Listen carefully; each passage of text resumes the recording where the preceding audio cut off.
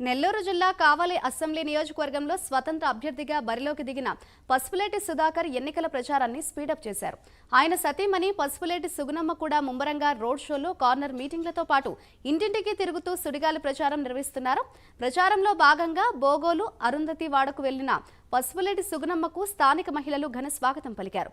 సుగుణమ్మ అందరినీ ఆప్యాయంగా పలకరిస్తూ ఇంటింటికి తిరుగుతూ పసుపులేటి మేనిఫెస్టోను అందజేసి ఓట్లు అభ్యర్థించారు.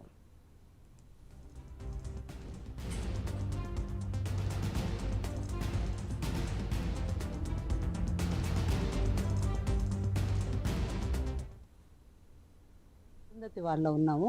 మేము ఇప్పుడు ఒకసారి పోయినసారి ఎలక్షన్ అప్పుడు తిరిగాను. నేను మళ్ళీ ఇప్పుడు వచ్చి తిరుగుతున్నాను.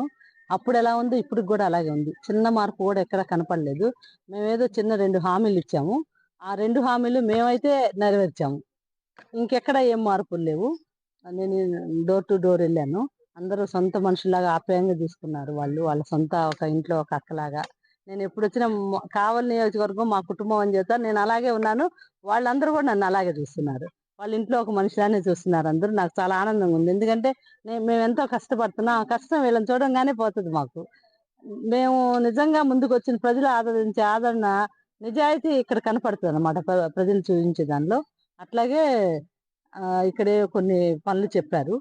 మనకి పొలాలు ప్రాబ్లం ఉందంట, గుడి ఒకటి అడిగారు. తప్పకుండా చేస్తామని హామీ ఇచ్చాము.